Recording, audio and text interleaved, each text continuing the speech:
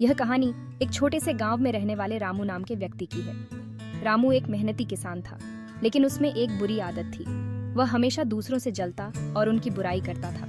वह दूसरों की खुशी से खुश नहीं होता और उनकी तरक्की से जलता था। गांव में एक दिन एक संत का आगमन हुआ।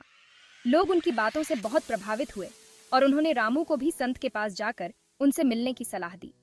रामू भी संत से मिलने गया और अपनी समस्याओं के बारे में बताया। संत ने उसे एक कहानी सुनाई।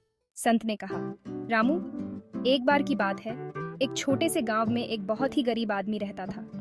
वह दिन रात मेहनत करता था, लेकिन उसकी गरीबी कभी दूर नहीं होती थी। एक दिन उसने एक अमीर आदमी को देखा जो हमेशा खुश और संतुष्ट रहता था।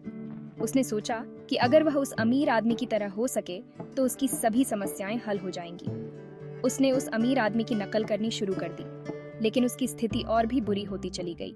रामू ने पूछा, फिर क्या हुआ? संत ने जवाब दिया, उस आदमी ने अंत में समझा कि वह अपनी जिंदगी की सच्चाई से भाग रहा था। वह दूसरों की तरह बनने की कोशिश कर रहा था, लेकिन अपने कर्मों पर ध्यान नहीं दे रहा था। उसने समझा कि उसकी गरीबी का कारण उसकी सोच और उसके कर्म थे। उसने अपनी सोच बदली और अच्छे कर्म करने लगा। धीरे धीरे उसकी स्थिति सुधरने लगी और वह खुशहाल हो गया। संत ने रामू से कहा, जैसे उस गरीब आदमी ने समझा, वैसे ही तुम्हें भी समझना होगा कि दूसरों की खुशी या दुख से तुम्हारा कोई लेना देना नहीं है। तुम्हारे अपने कर्म ही तुम्हारी जिंदगी की दिशा तय करते हैं। अगर तुम अच्छे कर्म करोगे तो तुम्हें अच्छा फल मिलेगा। रामू ने संत की बातें ध्यान से सुनी और अपने जीवन में बदलाव करने का निर्णय लिया। उसने दूसरों से जलना और उनकी बुराई करना छोड़ दिया और अच्छे कर्मों पर ध्यान देना शुरू कर दिया। धीरे धीरे उसकी जिंदगी में भी खुशियां लौट आईं और वह एक संतुष्ट और खुशहाल व्यक्ति बन गया। इस कहानी से हमें यह सीखने को मिलता है कि कर्म का फल अवश्य मिलता है।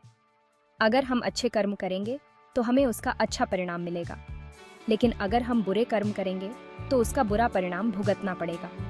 इसलिए हमें हमेशा अच्छे कर्म करने चाहिए और दूसरों की भलाई की सोचना चाहिए।